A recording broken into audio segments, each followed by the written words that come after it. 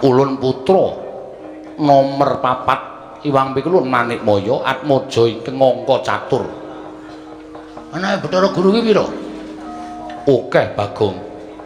Sapa wae sing mbarep sapa wis? Ulun dhewe mboya apal. Aku dene apal kowe anake Bathara Guru nomor 4 kok karo mbarepe kok ora apal. Ulun ora ngerti. Iki piye kok malah do cacah jiwa iki piye iki? Wong arep tantang-tantangan kok malah takon barepe sapa ragile sapa barepe sapa ya ben barepe wis nyambut gawe ragile urung nyambut gawe ngono wae sampung. Bagong kok dituruti ora. Napa sampean? Ulun ora nrimakake. Ora nrimakake perkara apa? Perkara kita nggone swani kalian panjenengan Iwang Pikulun Bathara Guru. Bagong bali apa ora? Ora. Kita bali ning jagat apa ora? Taunana windanana nek gamelan Lokananta ora mudhun ana ing ngalam donya neng ngarang kadempel aku ora arep tekan dindi tegese kita wani kalau panjenengan ulun apamu sing tak wedeni ayo metu nang repat kepanasan tak bondo tanganmu tak rangket sikilmu tak lebokake ning kawah Candra Dimuka oke dikur aku wedi kok karo kowe apa dikur aku wedi karo kowe truk Bathara Indra tandangi aku sing nandangi Bathara Guru yo manut wae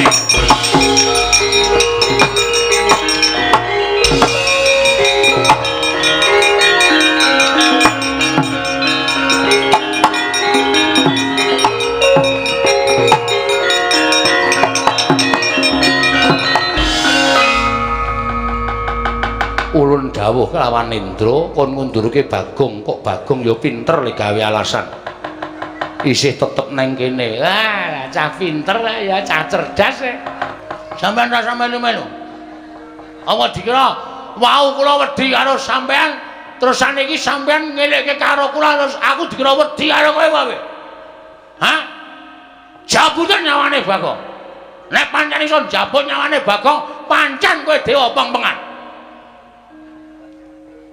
mulia wae kampleng sisan lah edan iki ngapa iki teko ora melu-melu lan iki kewangi karo kowe dawuh karo Diprang Bathara Guru supaya maringake ngampil ya kuwi gamelan Lokananta aku tak uring-uring aku nek nesu sapa-sapa tak uring-uring kok ora peduli ngewangi aku apa ora aku nesu ngene iki widodari wae iki inggih kula widodari. Wah, widodari ana sing parah.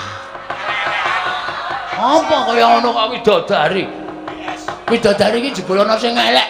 Ya widodari iki werna-werna. Kaya mburi kae widodari kok lemune ora jamak-jamak. Widodari iki mesti kaning wong wadon. Awak-awakane kudu ramping apik. Nek carane bodi iki biola. Kae bodi kok kaya bok. Pucuk bongkot ora ana nggih-nggihane. Nggo ngopo kaya ana widodari? Ah ya wis ben, kae nggo nyediani dewa elek-elek. Kaya kowe kuwi. Hus.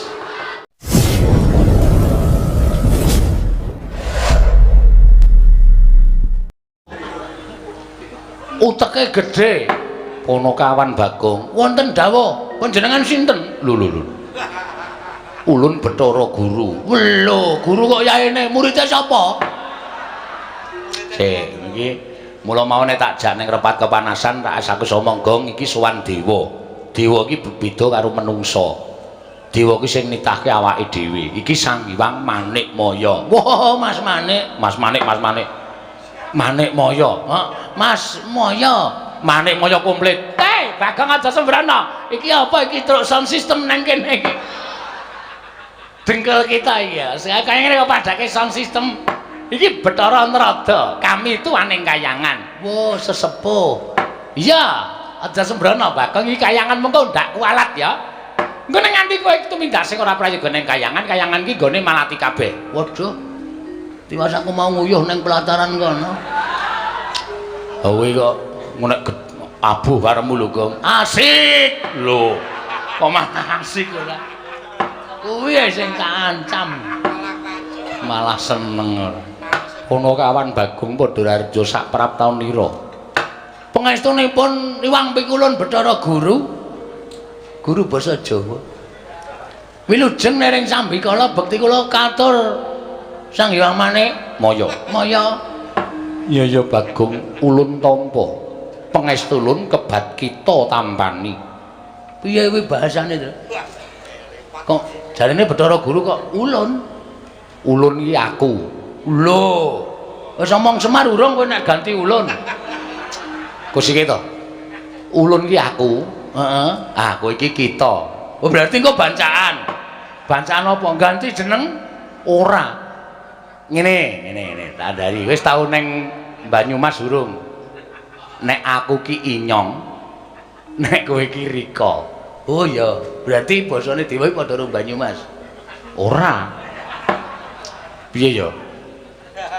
Pangestu ulun tampanana Bagong. Inyong tampa. Ah ngandel ora. Goblok to. Rika, Rika. Kowe biasa wae basa menungsa lumrah. Pangestunipun pukulan Bathara Manikmaya wilujeng bekti kula kunjuk. Iya Bagong ulun tampa. Oh, ulun tenan to. Heeh. Pangestu ulun kita tampani. Sampun kita ulun tampa pukulun. Iya. Prayoga nunggon kita lungguh. Kita sampun boten kirang prayoga nggih kula lungguh wonten ngarsanipun ulun. Iya Bagong. Iya. Padha-padha. Aku malah wedi kok ngejak kowe. Santai wae, Tru. Petra kantong bolong padha raja sak prapta kita. Pangestunipun Kulon Rada wilujeng bekti kula kunjuk. Ya Petra ulun tampa, pangestu ulun tampanana. Kula pun dinggo jimat paripin daerahing kasantosan. Dalah. Bagong padha raja sak prapta kita. Iki sapa, Tru? Doron Rada. Dewa kok kaya jog dengkulmu. Pangestunipun Pukulun Bathara Antarada wilujeng bekti kula konjuk Pukulun. Ayo ulun tampa, mesti ulun tampanana. Ayo. Meriah pokoke. Meriah dengkulmu ora. Kok kaya renyah suarane kaya membahagiakan ngono. Iki dewa apa iki? Iki ora dewa apa kami tuwa. Sesepuh nek cara nggone dhewe Mbah Kaum. Wah. So nek genduran ngundangi iki wae terus dengkul kita ora. Petruk iki ngandani ya ngawur kok ya. Ngene kok Kaum. Petruk kantung bolong padha raja sak prapta kita. Sang Hyang Pikulun Indra wilujeng bekti kula kunjuk. Ya Petruk pangestu ulun tampanana. Kula pun dinggo jimat paripih. Bagong padha raja sak prapta kita. Pangestunipun Sang Hyang Bathara Basuki ngawur. Indra, aku ora tau apal dewa-dewa. Bathara Indra wilujeng bekti kula kunjuk Bathara Indra. Ya Bagong ulun tampa. Nggih. Engkantun piyambak sampeyan. Lho. Dana Alekasina pun mati. Ngawur to. Kuwi dudu artis Indra Dana Kasina kudu ning Bathara Indra. Cip dengkulmu. Kondur tekan cip barang. Grup ya. Kula mbiyen sok nonton film sampeyan lho Bathara Indra. Lho. Ulun ora nate gawe film. Kaca aku bingung tenan iki. Aku sowan dewa bingung tenan iki mbok sumpah yakin ora tepung e. Mula kowe iki sok ketemu karo dewa. Angel ketemu karo dewa iki prosedure angel. Ha iya. Petruk padha kanthi harja sak praptamu. Ha iki sing bahaya iki kok. Sapa iki? Yama Dipati. Yama Dipati iki tukang apa? Tukang jabut nyawa. Hah? Tukang jabut nyawa. Waduh. Ki nek kleru ngomong jabut nyawane ya, Tru. Ha iya. Pangestunipun Yama Dipati Pukulun bekti kula kunjuk. Iya Petruk ndak tampa. Bagong padha raja sak praptamu. Wilujeng lereng Sambikala Pukulun Yama Dipati bekti kula kunjuk. Iya Bagong ndak tampa pangestuku tampanana. Ngene nggih, sanget anggen kawula mundi dadosaken jimat paripih. Kok alus nyawa e. Nek nganti kleru nyut ngono rekoso. Ha iya. Petruk padha raja sak praptamu. Pangestunipun Pukulun Penyarian wilujeng. Bagong padha raja sak praptamu. Ndara nekula. Hus. Ngawur wae. Suarane weh padha. Ayo suarane iki cilik ngono kae kok. Wah, sapa jenenge? Penyarian. Wah, Pak Carik. Wilujeng bekti kula konjo ndara Pukulun Penyarian. Iya Bagong, tak tampa pangestu tampanana. Kula pundi bersisa. Mula ya ora salah aku nek kleru. Ha iya. Pengesunipun pukulan penyanian kula tampi andadosaken jimat paripe. Petro dalem. Eneng apa Petro? Sowan saka karepmu dhewe apa diutus dening bapakmu? Sowan kula menika mboten saking pikajengan kula piyambak, namung kula menika dapur dipun utus dening Bapak Semar. Bapakmu ya gene. Ha nika ngeten. Bapak Semar menika etok-etoke niku lak gawe taman hiburan masyarakat. Mengkono ben nggih. Bapak niku tuku lemah jembar banget. Kula niku takon ajeng gawe apa to, Pak? Petruk, kula tak crita nggih. Iya ya Petruk ora dadi ngopo. Aku ngene iki jane mengarep gawe seneng ati ning para kawula. Men sing tangga teparo do momong anak kuwi ana apa papan kanggo momong bocah, kanggo nyeneng-nyenengke anak, lan kanggo nyeneng-nyenengke kulawarga. Oh, lah terus papan iki arep tak nggo papan ya kuwi wisata. Wisata, nggih. Hiburan. Wah iki nek matur karo dewa rada angel, Gong. Ora apa-apa, santai wae engko rak dewane do ngerti. Jare guru kok ora dong. Ayo engko siki alon-alon. Papan wisata niku papan sing kena kinarya nggih garing penggaling para kawula. Mengkono Petruk. Nggih. Nggih menika dipun sebut Taman Karangkadempel Happy. Santai wae Truk, le mikir Truk, ora usah ngendeleng pikirane. Disebutke apa anane? Ha pokoke Taman Wisata Karangkadempel. Niku werna-werna. Enten wong dodol. Teng riku enten dodol dawet, angkringan, terus nika sing panjenengan tau prisa to? Tau nganglang jagat. Enten kaya ban motor gedhe banget, dhuwur banget. Ning nggo ngubungke bocah-bocah. Iya Petruk, malah ulun tau tate nyuwun priksa kalawan Kakang Narada, kuwi sebutane apa? Ah mboten ngertos. Mboten ngertos niku pancen teknologi anyar. Ha niku wonten niku werna-werna. Papan dienggo renang, papan dienggo nglangi. Sak piturute pokoke dienggo maem bebarengan kali para kawula. Niki pun dadi wis dadi Petruk. Pun kathah para kawula sing menapa niku rawuh teng papan wisata sing digawe karo bapak niku pun kathah. Kula malah sing didadekke keamanan garing niku sing didadekke ngawati apa ya jenenge kuwi tempat-tempat sing dienggo wisata niku. Lah sing jaga tiket Bagong. Bapak niku rumangsane kok tekor terus. Monggo tikete niku payune akeh banget. Ning setorane dhuwit saka tiket niku kok mboten jumbo karo cacahing tiket. Sing jaga tiket sapa? Niki menungsane. Niki. Tangane lho. Nudeng kok nang rai ra sopan. Lah aku mung nguduke kowe sing jaga tiket kok. Bagong kok iso kaya ngono sebabe? Nuwun sewu, papan sing dingge taman wisata bapak niku akeh tuyule. Yen tuyule akeh mesti ana pengarepe tuyul. Pengarepe tuyul mau sapa? Kula. Ngandel ora ngaku to kowe. Ora sok kaya ngono kuwi Gong, wong bapak ki ragate ya akeh. Bapak ki modale ya akeh, ora sok kaya ngono kuwi wis dibayar karo bapak kok. Siap. Mulai besok aku tertib to. Iya, dadi kowe iki nek ngapusi ngono kuwi jane malah konangan wong cacahe tiket ki per A misale 5.000 ngono kuwi iki tikete iki ditung 5.000 ping pira sing payu ngono kuwi ditung karo bapak. Bapak iso ngitung to? Iso.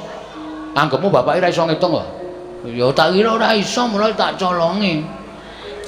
Angger ana kira-kira wong ngelak tak kei dit tuku es teh. Takon nukokke susuke takon ngepek. Aku tuku rokok ya sak slop sisan. Aku jenenge gawe tekor. Ora kena. Kuwi bapak jane wis ngerti ning bapak meneng wae. Aku jadi pecat ya terus ora. Lah terus wigatine sowan ning Kayewangan. Lah supaya nyukupi sarta nuwun sewu, taman menika ketingal sae, wilujeng. Niku tata carane wong Jawa sing dienggo karo bapak utawa teng Karangkadempel niku mriki niku kudu diruwat. Kene ngendi taman wisatane bapak niku kudu diruwat. kanthi carane tatane wong Jawa niku nanggap wayang.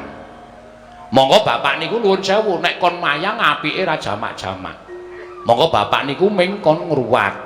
Lah bapak bingung lek ajeng nyuwun ngampil gamelan niku teng pundi.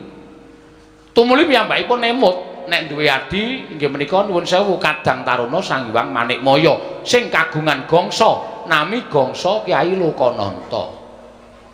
Jane nggih bapak niku pun kula pringgake wong bapak ile mayang rate apike gamelane wesi wae.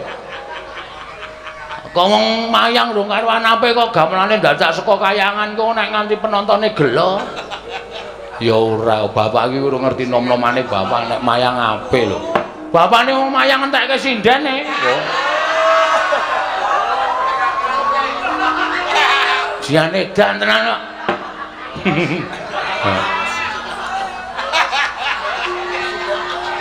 Mula saniki golek waranggana bapak niku kangelan tenan. Emoh do dijake emoh ya. Ngawur Semar. Ampun gumujeng niku serius. Iya Bagong nggih. Ah niki terus. Iya. Dadi sowan kula menika diutus dening bapak nyuwun ngampil gamelan Lokananta. Komplit slindro pelok. Nek ajeng kepareng panjenengan sumun Prabu Pukul Bathara Guru menika paring dawuh, bapak niku ken bayar ya manut, ken ngijoli apa-apa ya manut ning gamelan Lokananta kudu rawuh teng Karang Kadempel. Dadi srana syarat ngruwat bapak nggih menika taman wisata sing enggal supaya nir ing sambikala. Dados sowan kula kali Bagong menika dipun dawuh dening bapak supaya nyuwun ngampil wujudipun inggih menika gamelan Lokananta. Mengkono Petruk nggih. Mila dinten samangke menawi Hyang Pilun Bathara Guru kepareng maringaken matur sembah nuwun dene mboten nyuwun pangapunten. Kalih nek niki kula wis dikantheni bapak sekedhik arta dienggo pengenceng. Nek Hyang Pilun Bathara Guru kersa maringaken inggih menika gamelan Lokananta niku ajeng kula pede. Apa, Gong? Pede. Pede ki apa? Manjeri lho. Goblok. DP. Hah? DP. Ameng kuwalik kok. Ora pas kaya. DP kok pede. Niku mboten ketang sekedhik, mengke pelunasanipun 7 tahun sakwise pentas. Biar ngecara ngendi kuwi ora bakal diparingi ngampil nek 7 tahun sawise pentas ora. Ngoten mawon Bu Kulon. Kalih welinge bapak nek Hyang Pilun Bathara Guru niku kuwatir gamelan Lokananta niku kenging napa-napa mengke ditabuh para titah. Mengke peranganing Jawata kinen ngetutke tindake gamelan Lokananta. Kalih nyuni dipalilah mangke masyarakat bapak-bapak kumpulan karawitan Karang Kadempel ajeng nuthuk gamelan Lokananta mboten ketang sak kempyangan men padha marem niki pun latihan inggih menika ladrang Subasiti. Apa, Gong? Ladrang Subasiti. Suba Kastawa, Subasiti Kastawa. Jenenge digabung-gabung ora apik. Nek diparengke dene mboten nggih mboten napa-napa. Kakang Narada. Menawi kados pundi Kakang ketingalipun namung sepele ning tumrap kula kok dadi gawe. Adi, nyuwun pangapunten. Kakang Semar menika Kakang Ismaya, menika Kadang Paduka Werda. Mila menawi wonten bot repotipun Kakang Semar menika mesti pun Adi Prabu Bathara Guru sampun ngantos panjenengan menika awal maringaken ngampil gamelan Lokananta badhe kaboyong wonten ing Karang Kadempel. Malah tumrap kula menika satunggiling pakurmatan tumraping Adi Pramesti Bathara Guru. Ing atasipun paduka menika Kadang tinemu Taruna nanging tasihipun penggalih dening Kadang Timur Werda inggih menika Kakang Ismaya. Leres ngendikanipun Bagong, menawi kuwatir wonten menapa-menapa tindake gamelan Lokananta menika dipun tutaken para Jawata. Indra ingkang kadhawan supados ketutaken sak kanca rawangipun para dewa ketutaken lampahing gamelan Lokananta. Waton sampun ngantos dados tutawi damel murkanipun Kakang Semar. Menawi ngantos paduka Adi Pramesti Bathara Guru menika mboten maringaken gamelan Lokananta, mesti kemawon Petruk wangsul wadul kalian bapakipun. Nek nganti Petruk bali wadul karo Semar, Adalah Semar ngamuk teng kayangan Warataya. Sapa sing arep wani karo Semar Badranaya? Saya nek pun ngubal-ubal pusakane wujud entut. Wah, menika wah bebayane. Leres pukulan kula wingi bar opname 7 dina. Mergane dintuti Semar. Setan tenan kok. Lho, karo bapakne kok senengane ngono kuwi. Pas cangkeme. Kon mijeti nggon sikil ki muni iki lho gong nggon bokong iki kok kaya linu-linu. Tak demek nggon bokong ki metu matut ngono kok. Pas banget lho, langsung raiku biru. Kowe ora nilai to? Ora. Oh iki cen setan kok kowe. Kowe iki sedulur ning mungsa. Ha kowe iki wis bola-bali ngapusi lara wingi lara ngapusi tak tileki tak nei dituke tak golek tukoke jeruk ya rong dina mari. Ana kuwi teknik tak nggo golek dhuwit. Oh, edian ora. Pancen aku edan. Heeh. Ngaten Kakang nggih. Nanging ngantos Semar menika mangke murka. Hara cobi. Sinten iki badhe wantun kalian Semar. Nanging tumrap kula menapa dipun ngendikaken Kakang Semar lumantar Petruk menika sampun nerak pacak nerajang perbatang. Nerak pacak nerajang perbatang perkawis menapa? Dipun menapak-menapakno Kakang Semar menika titah. Mangke riyen titah menika rak lairipun nanging batosipun Kakang Semar menika Jawata Sang Hyang Bathara Ismaya. Nanging wiwit nalika semanten sampun mapan wonten ing jagat sampun pinten-pinten abad laminipun. Mila Kakang Semar menika sampun dipun setrakaken boten dipun akoni dening kulawarga kadewatan nanging tetep dados titah sawantah.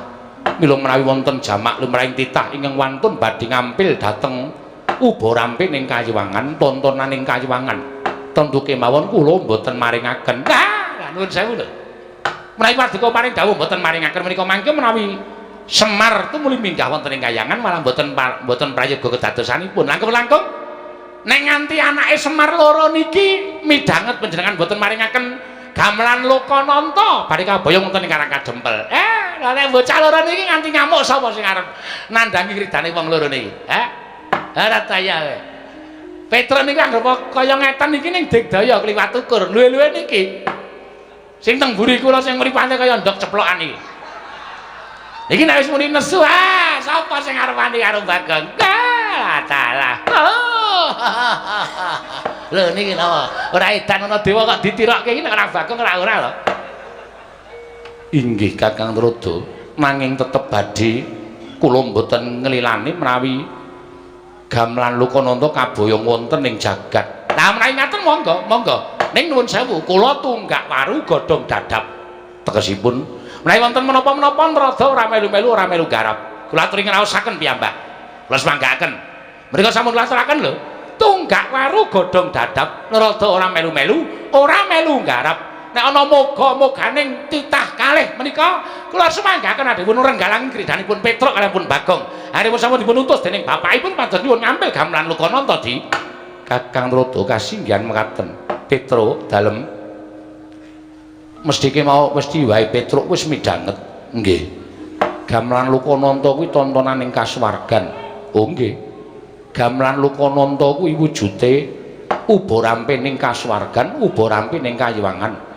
Ora saben titah bisa nyuwun ngambil gamelan Lokananta. Nyuwun mapunten, Mbul. Ingin nyuwun ngambil menika sanes kula ning bapak. Sing nyuwun ngambil nika dudu Petruk ning bapak. Nadyan bapak kita kuwi titah. Nyuwun mapunten. Ngendikanipun para sepuh, ngendikanipun para pinter bapak menika mboten titah. Ning nika dewa Sang Hyang Bathara Ismaya. Nanging bapakmu wis ora dianggep kulawarganing kadewatan. Bapakmu wis dibuang ngono ing jagat tegese bapakmu kuwi dudu Jawata. Bapakmu kuwi mung titah semantah. Oh ngaten. Iya, dados kesimpulanipun keteranganipun kula nyuwun dawuh. Dipun paringaken ana mboten? Ana kawan Petruk, ulun ora mnayogyani, ulun ora maringake.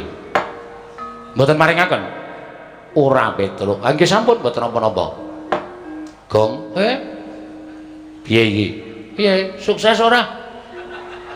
DPD saiki apa engko? DP. PD ora. Di DP saiki apa engko? Nek wis siap DP-nen. Ning wong iki gamelan Lokananta iki ora dikeparengake tedhak ning jagat, ora entuk diboyong ning Karang Kadempel. Bagong, non. Gamelan Lokananta mboya entuk diboyong marang jagat. Mbuya entuk diagem dening bapakmu ning Karang Kadempel nggone bakal ngruwat papan wisata ing mapan ning Karang Kadempel Bagong. Keterangane pokoke intine Gamelan Lokananta ora entuk digawa ning jagat, ngoten? Iya. Ning nganti kula lapor bapak, ulun ora wedi. Ulun ingkang bakal tanggung jawab. Berarti sampean mboten ajrih kali bapak kula, ora wedi Bagong. Nek ngoten timbangane kula bali ning ngenten mawon. Entuk ora entuk ajeng kula suwun ngambil. Nek nganti sampean mboten biar mengentukaken maringaken Gamelan Lokananta kula boyong wonten ing alam donya. Ora ujan ora kaul. Noyah-nayah Baskara titi mangsa. Bagong mboten ajeng wangsul, nadyan Bagong dikon wangsul, kula ora arep gelem. Nek perlu kula kudu tanding kali dewa-dewa sing do tata tirik-tirik teng mriki, kula ora wedi pikulan.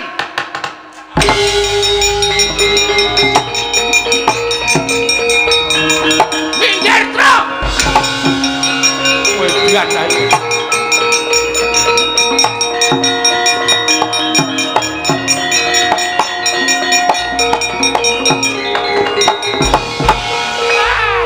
Kencang warudaya. Lho. Lah cah edan tenan. Ning ngarepe dewa kok salto. Nandhake nek aku ban kuning karate. Nyepelekke ora. Kanthi dasar apa sampean ora ngeparengake Gamelan Lokananta digawa ning jagat? Mongko sing nyilih Bapak Semar. Ora ngono kuwi pukulun. Bagong ulun dewa, kita ora basa. Wis ora peduli. Tak basana nek mengargai mangkele Bagong ora wedi aku. Yen kita wani karo dewa apa kita ora wedi cemplungake ning Kawah Candra Dimuka. Kulina aku nek dicemplungke jugangan wae. Kawah Candra Dimuka, Gong. Candra Dimuka kok neraka. Wit. Tenane to? Tenan. Kuwi papan diku nggodhog wong-wong sing salah-salah kuwi diobong ning kono. Ora wedi aku. Lho. Gong, ora edan, ora wedi. Aku kulino cedhak geni gedhe. Aku kulino ngobong boto. Ora wedi aku. Panas wis ora pempan karo aku. Yen ngono kita wani karo dewa, sing tak wedeni apa mau Bathara Guru? Memper kowe ora ndek murid wong watek-watek akemu kaya ngono. Arep nganggo jeneng Bathara Guru nek ora tumindak sing apik mung disuwuni ngambil iki kelange apa ta? Kelange ana apa ta? Ora kelong, mengko Gamelan Lokananta tak kondurke ning kayangan utuh sak kecere. Ora bakal ana sing cicir. Tabuhe ya utuh, ora bakal tak ganti. Nggo ngopo aku? Aku ya duwe gamelan Lokodrim. Kamu Lokodrim nek kok pamer-pamerke kowe lah piye kempule kowe nek dituthuk iso kaya wong getah. Piye ora gleleng. Ning kempul tuthuk iso mubeng gayor. Kuwi ngenani ndase sing kempul. Wong gamelan Resi dipamerke. Pamampanen lho mboten. Nek mboten entuk kula ora wedi lho. Kula nek ngamuk teng kayangan niku kulina. Pun paringe napa mboten pikulun. Tetep ora ulun paringake. Kepiye? Wah, Di, aku aturi angkat lho, Di. Bagong sampun ngantos mengatur menika mbok sampun ngantos bendera menika damel kayangan menika geger. Nek kayangan geger wing diamuk Bagong rak saru dipun presani dening para titah wonten ing jagat. Kepiye? Bareng ana pinangga. Sampeyan muni piye? Bagong Gamelan Lokananta ora tak paringake. Kula saking mriki mencolot mriku menggunakan kekuatan tendangan tanpa bayangan. Sampeyan kena mesti muntah getik. Ya, Tru? Mbuh. Antel. Dewa-dewa sing ngarep do ngajak. Lho. Kowe kon tringgo kok malah ngadeg ora. Parang mboten kok ulun. Tetep ora ulun paringake. Kula hitunge telung kejeping paningal. Nek pukulun tetep mboten maringaken, mboten wonten wiyosing pangandika paduka Hyang Adi pukulun. Maringaken gamelan Lokananta dhateng Bapak Semar kula boyong wonten ing Karang Kadempel. Nyuwun pangapunten nek kepeksa Bagong mboten gadhahi tata krama wonten ing Kahyangan Bathara Indra.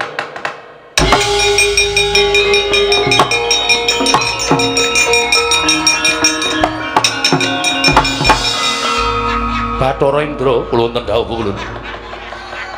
Sira ulun dawuhi menika kula ketutupan tiyang kathah sanget. Petruk minggir aku ngarep Tru tutupi. Bangke tutupi Indra aja nganti metu. Metu entek-entekke kuwi bintang film e. Aja nganti metu Tru. Bathara Indra, kita bakal nampa duka saka ulun yen kita ora enggal mangsuli kelawan Bagong. Bathara Indra niki ngestaken dawuh ulun.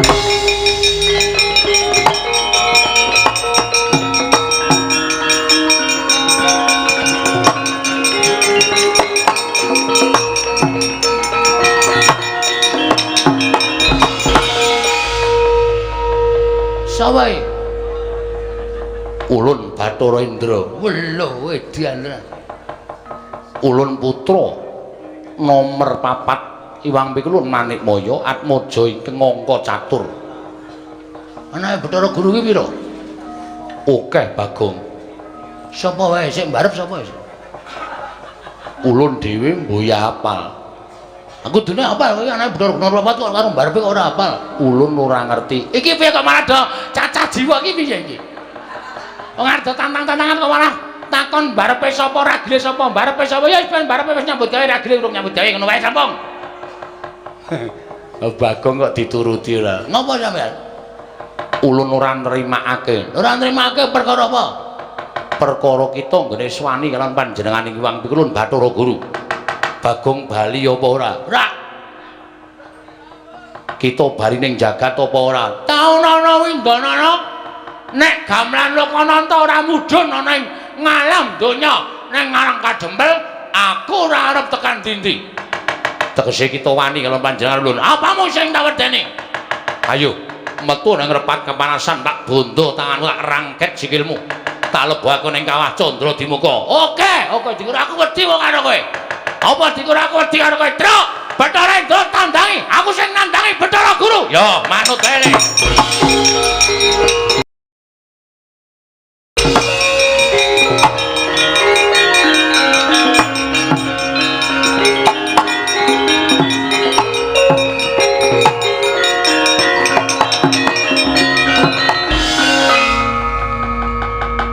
Ulun dawuh kelawan Indra kon ngundurke Bagong, kok Bagong ya pinter le gawe alasan.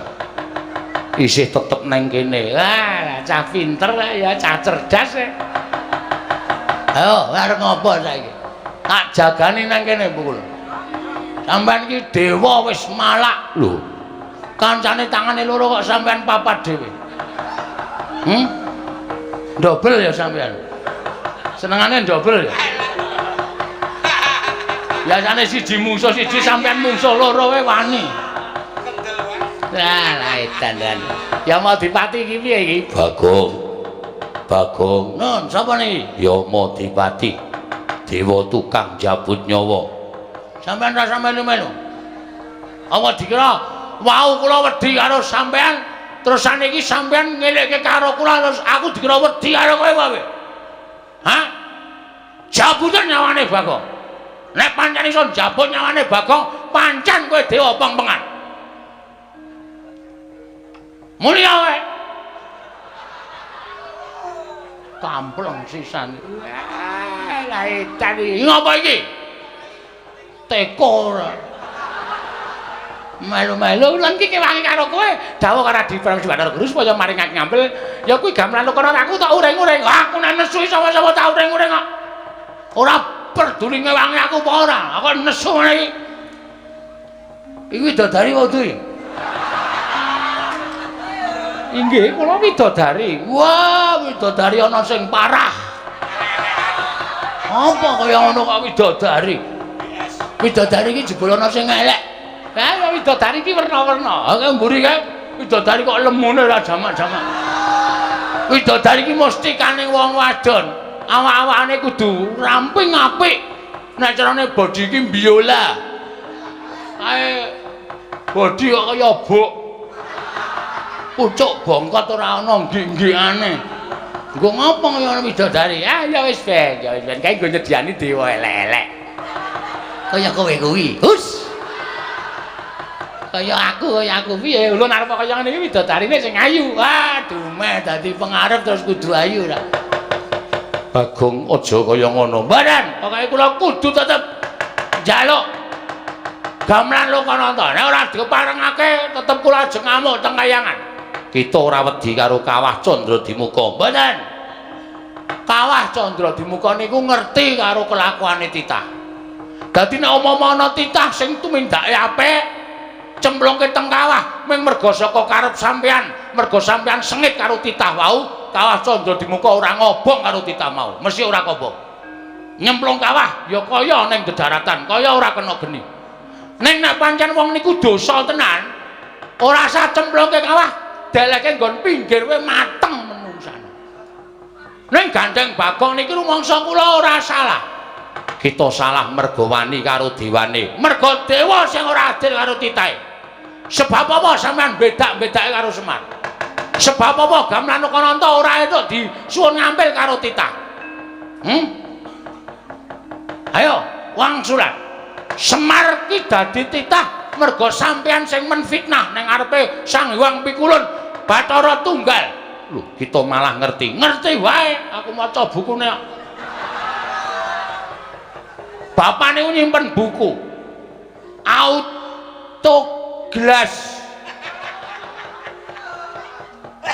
autobiografi Semar Badranaya.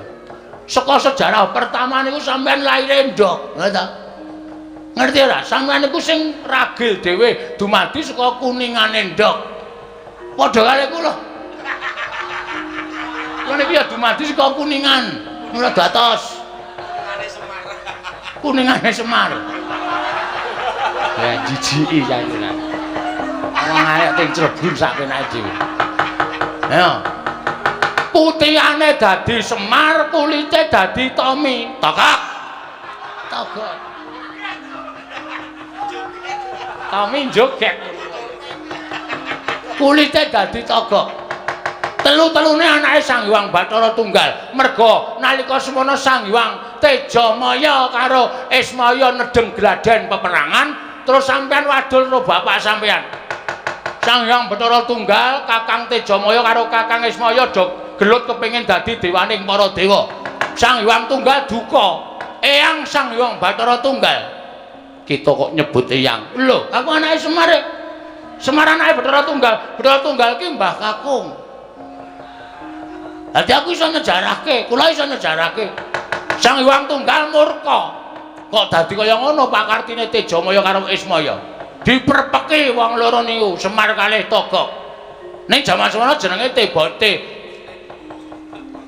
Tebok Maya karo Ismaya. Iya. Terus dikon mangan pagring Gunung Pagring Jagat sisih kulon karo Gunung Pagring Jagat sisih wetan. Togok berusaha mangan nganti cangkeme diambak-ambakke suwek.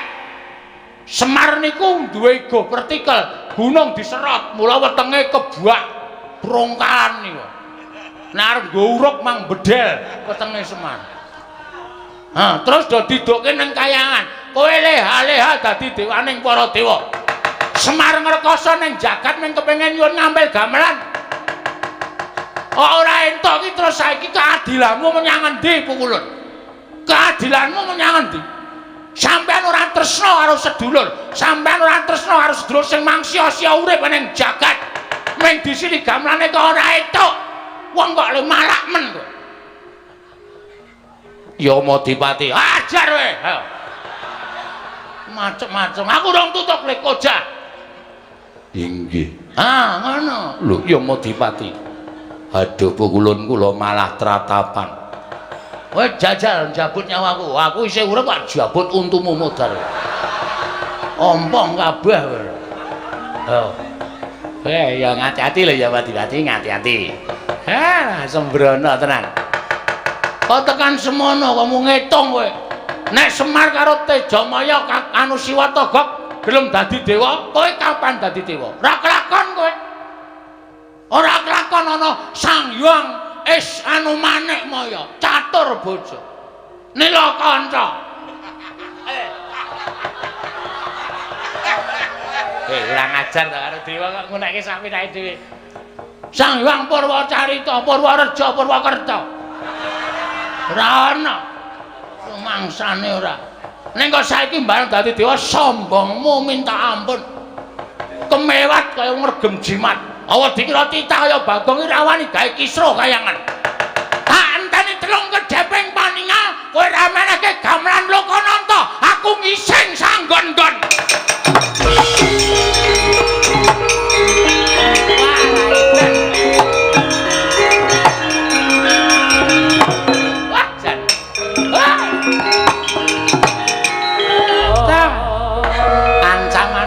Jijiki lho. Tobat. Lah nek kelakon apa ora teng-tengan kabeh. Lah menika lho kula ngajaripun kalian Bagong menika. Wong dugal kewarisan sak kepenake dhewe. Ning tumrap kula suarane Bagong menika dadi wakiling para kawula ingkang mapan wonten ing Janaloka. Lah ya kuwi. Nah, di guru menika ya dipun suwun pados maringaken gamelan Lokananta iki ora kersa iki lho, malah tumrap kula ingkang nyumet dhateng kamontraning kayawangan ndadosaken geger menika paduka diprawesti Bathara Guru piyambak. Kakang Rada, menawi panjenengan sampun paring dawuh tunggak waru godhong dadap mboten melu-melu lan mboten melu nggarap. Ala becik bener lumput bejo cilaka bungah susah. Kula ingkang nanggel. Nggih, ngaten kula semanggaken. Yama Dipati wonten dawuh. Aja wedi kangelan lan aja samar lawan apa ing katindakake dening Kakang Ismaya. Bagong lawan Petruk dirangket. Sawise dirangket pasrahna lan panjenengan ulun dhewe ingkang bakal nyemplungake nang kawah Candra Dimuka. Nun ngestaken dawuh. Nyuwun pamit madal pasilan sing ati-ati aja kaya bocah cilik. Kakang Rada, prami sampun paripurna pasewakan penyarian kula wonten timbalan Bukulun. Budalna ingkang padha seba ingsun kundur ngedaton. Kula nonton ngestaken dawuh. Nyuwun pamit madal pasilan sing ati-ati aja kaya bocah cilik. Penyarian Petruk kantong bolong.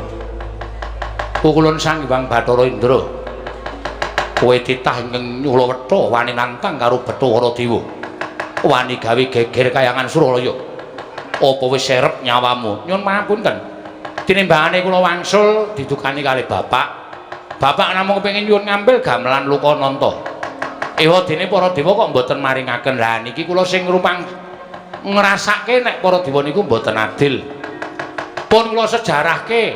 Bagong wis nyejarahke, ya to, Gong.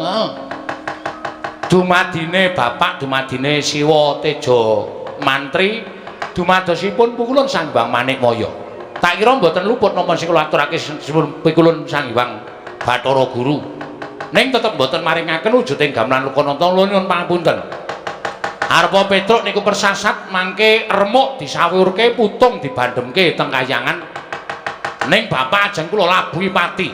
Yen ngono enteng karo patimu. Mboten enteng sebab napa pati urip niku sing gawe sing kuwasa.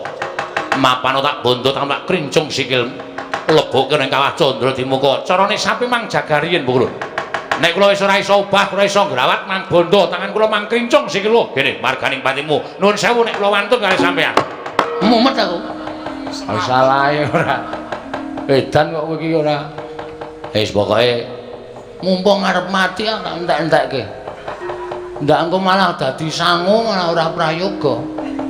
Kita bakal ulun cemplungke ning kawah Candra Dimuka. Mboten wedi, kula mboten ajri. Mang cemplungke teng kawah ngono lho. Cemplungke saiki. Nyakit. Licik kowe Bathara Guru. Nek pancen wani ayo aku balekno kekuatanku kaya mau. Obrak-abrik tenan kaya. Ora wedi lho Bathara Brahma, Bathara Indra, Bathara Yama Dipati. Ora wedi kabeh aku. Ning caramu ora kaya ngene iki lho. Gong. Ora kuat heru kok. Oh. Tak kira nek Bathara Guru. Ayo, balekno kekuatanku. Nek pancen kowe wani, balekno, ora wedi karo sapa-sapa aku. Heeh. Sampeyan ora maringake gamelan Lokananta, tetep kula kali Bagong ajeng ngamuk teng Kahyangan Suralaya. Tetep kula ajeng ngamuk.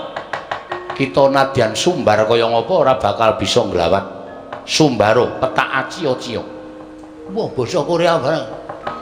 Apa, Gong? Basa Korea. Petak acio-cio. Iki basa sastra Jawa iki pidalang biyen ki sok muni sumbaro petak acio-cio ngono kae. Tan cio-cio. Ciang bulu cuek-cuek ciang. Nedyan. Bathara Indra kula wonten paring dawuh. Aja nganti digawe macak. Kuwi terus dipacak ora. Kuwi basa Jawa iki. Panakawan sak karone iki cemplungna ning kawah Candradimuka. Terus wis to meneng. Santai. Santai piye? Mati tenane iki, Tru. Pokoke pasrah, ikhlas karo pasrah. Oh, alah. Lah mulih tenane aku, Tru. Wis ora ketemu karo sayangku. Waduh. Sapa? Bebek. Waduh. Bojomu bebek. Bebek senengmu. Bebek kok. Bebek. Oh, ayo. Bathara Indra cemplungna ning kawah Candradimuka. Lho iki ngestakaken dawuh. Nanging pukulun ora usah dadak sira wani tambuk. Perkara iki ulun ingkang bakal nanggung perkarane mati dening aku Panakawan Petrus. Petrus sik mawon. Iya. Kowe sik ya, Tru. Kowe iki yo ngopo? Bakale ya wong loro kok aku sik. Aku kan ndelok le mung ngolet-ngolet e. Ngolet-ngolet kena geni modar ora mati dening aku.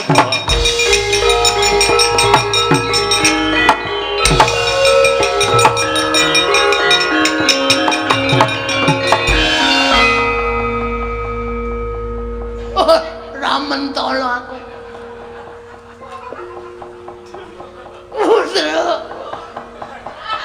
Petruk. Bareng kobong kok rambutmu mabuk. Kok pindhole mabuk. Ayo sambato bapa ngakoso ibu merti. Kowe bakal tekaning pati cemplungke kawah. Sik. Rasa tak cemplungke mo, Brama. Petruk wis kebacut tak cemplungke. Aku rasa tak cemplungke, aku tak nyemplung dhewe. Nyemplungo. Tulung plotroke kathroku. Kok dadak masa nyemplung telesan. Kuwi geni kok telesan. Wis jaluk pamit, Truk, tak tututi, Truk.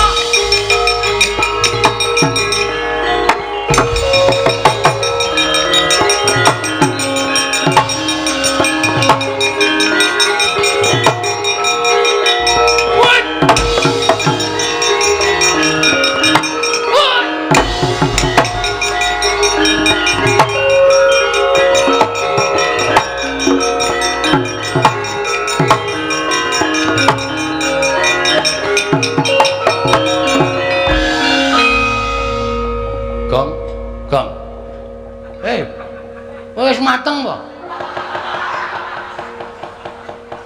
Ora kok. Kok awake dhewe kok ora iso ngrasake panas ta iki, Gong? Padahal ki wetengen geni kaya ngene, Tru. Heeh. Teng jlerit ora karo-karuan teng brengok. Nyawa disiksa pirang-pirang. Tanganmu iso obah ora, Le? Iso. Coba ngadeg kok. Wah, gene kok iso ngadeg. Malah waras sih. Ayo. Wah, ayo ngendi-endi geni. Ayo ki sing jeneng Kawah Candradimuka. Wih, diantro. Kan ana wong dikethoki late bola-bali kok. Kae wong gaweane goroh. Ngapusi. Berarti aku sok ngono kae ya, Truk. Aku sok goroh ra. Medeni tenan. Kae wong kok sirahe dipalu. Pecah. Gathuk meneh, palu pecah gathuk meneh. Kae wong sing pikirane wong pinter ning dienggo pinteri wong liya. Udan ana wong matane dicubles paku sok kae, Cuk. Kae gane wong injen. Aduh. Ngopo kok aduh? Aku kulinae. Aku kuwi Karepmu kowe. Aseme bojomu barang tak injen kok. Kok warna-warna ya basiksane ya, Truk. Kaya ana sing di selamat wetenge mangan barang haram. Oh, mangan iwak-iwakan sing ora entuk dipangan kuwi, dipangan iki wetenge disumeti kaya ngono kae. Wedan. Oh, kaya ana bokonge disodok. Disogok nganggo apa jenenge iki? Apa jenenge wesi kae, Truk? Kae gaane ngentut sak nggon-nggon. Aku ono kabeh ya. Berarti pasiksanku medeni ya, Truk. Oh, medeni. Mripate dicoblos ta, wis sok nginjeni ya. Sok goro lambene kethok ilate. Wah, nyemelangi ya. Ning ya ana sing kae diobong murup malah guyu cekakaan. Diobong murup guyu cekakaan. Kae saking dosane ora iso di ngapura nganti dadi penghuni neraka. Dadi jim, dadi setan. Kae serang ngrasake lara kae kaya ngono kae. Mergo saking jahate. Ketoke kowe prek. Duapure ora. Aku ora ngopo-ngopo. Sing kono kok ketoke ngono. Gong iki cah cilik kok dosane akeh banget. Kamplang mencret. Ora ngerti iki sapa iki? Sapa ya? Sang Hyang Bathara Wenang. Mulai dhewe cemplung kawah ora apa-apa iki mergo ana iki. Waduh, pemadam kebakaran. Waduh. Kok ewek lambemu lho. Aku karo geni kok endele ra jamak-jamak ini ora pemadam kebakaran ora ana to. Gong tak omongi. Pemadam kok pematang. Pemadam kok kowe tak omongi. Kowe mau iso crita Sang Hyang Bathara Tunggal. Heeh. Ya ta? Heeh. Bathara Tunggal iki sapa? Bapane Bathara Guru, bapane Semar kuwi kambah kakung awake dhewe. Heeh. Lah iki bapane Bathara Tunggal. Wo. Agak buyut. Heeh. Ora kakek buyut niki sesembahaning para yai wong-wong dewa Bathara Guru nyembah karo iki. Kok cilik to? Ayo ben. Cah SD kok pintere ra jamak-jamak. Cah SD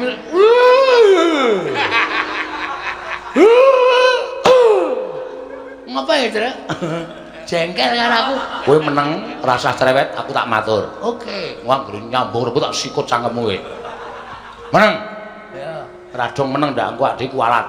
Ya. Bekti kula bukulun. Iya ya. Petruk ndak tampa, pangestu ulun tampanono. Dadi wiraswara apik.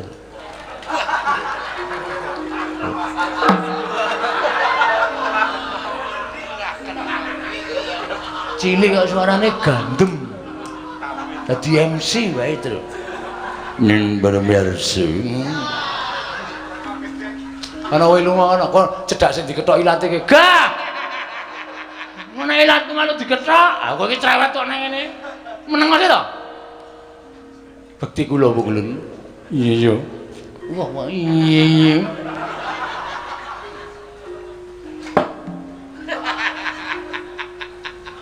Petro dalem kulun.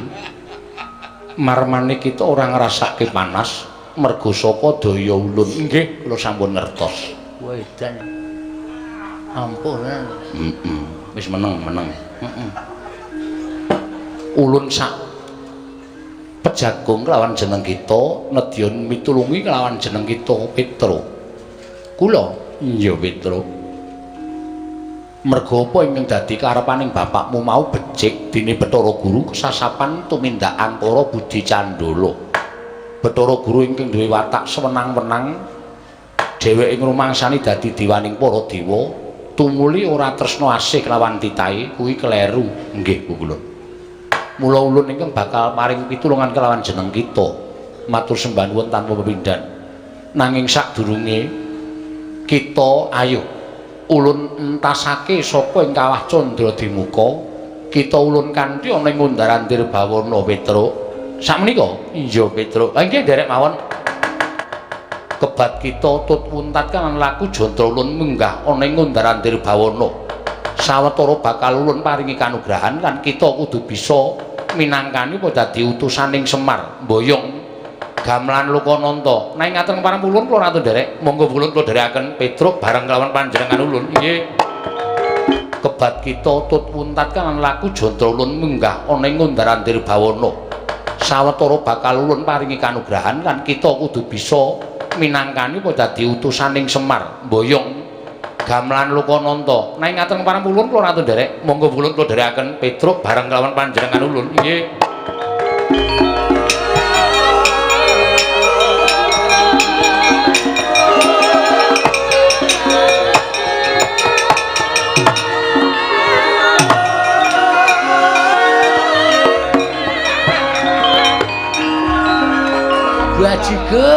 Bajigur.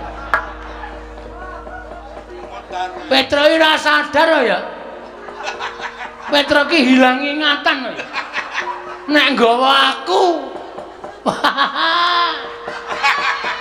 Dijak karo si sama mau cah SD mau. Petro ayo nang kantor kepala sekolah monggo kula dherekaken. Lah kok lali nek aku nang kene. Weh lah penyakit. Wis, piye iki aku nang Kawah Candra di muka mongko ora ana sing mitulungi karo aku. Gom, yo. Mangkat. Kae uteke ra dinggo ya, Jan. Komeng yo mangkat. Kowe iso mabur ki mergo apa, Truk? Aku ki ra iso mabur ya, Nyok. Ulun piye Petruk? Bagong mboten saged mabur. Ulun lali.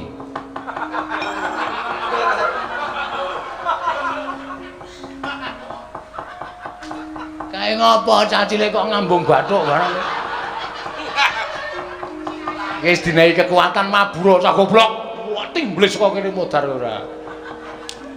Yo. Nanti Kalasan. Ngundaran Dirbawana. Melu ya, Truk? Mabura.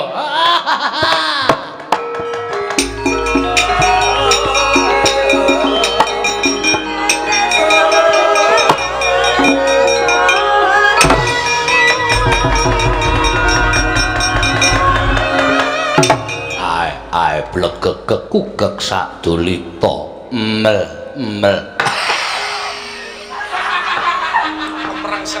Iki ora pangling kaya kakangku sing tak tresnani. Kakang Togok. Iya, Mar. Aku sing tekan Karang Kadempel. Karo Mbilung. Adik. Aku sing tekan Karang Kadempel. Gareng aja pisan-pisan wani karo Mbilung kae makmu gedhe, makmu kiper kuwi. Pecicilan ora nang omahe wong kok jingklak dibupak sisan ora. Sabar Lurung. Anake Semar iki ora awake dhewe ra ana sing seneng, mesti ngrampok, mesti njaluk. Nek sak gedhagan iki aku tok jaluk ora duwe reng. Sebabe apa, Wa? Aku suwi 200 sabrang wis ora ditampa. Mula aku iki karo Mbilung ki dalam rangka. Waduh kata-katane dalam rangka.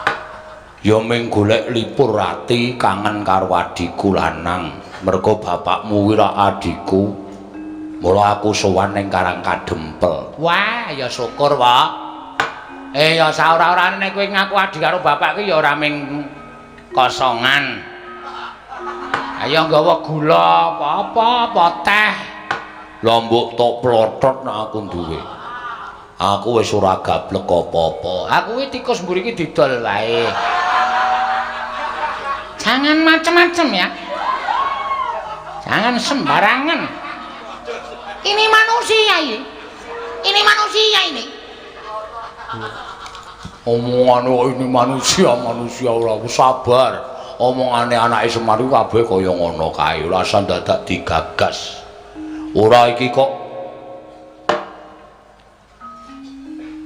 anakmu sih. Siapa itu? Kok ada yang ngesokke sendok pirang-pirang? Wah, yang ngrungokke wong kono-kono. Si Petruk karo Bagong kok ora katon. kakangku cah bagus. Sejatine aku ki rak duwe sedya to. Sedya apa? Sedya ya kuwi ngerti dhewe. Ana ing sisih kulon Karangkadempel kae rak katon rame banget. Kae papan wisata kanggo kawula masyarakat sak Karangkadempel. Pokoke nggonamu mbok. Iya. Oh ya syukur mar nek kowe iso mbangun kaya ngono. Ana karaokene ora? Wong tuwa kok senengane sing dialap kaya ngono.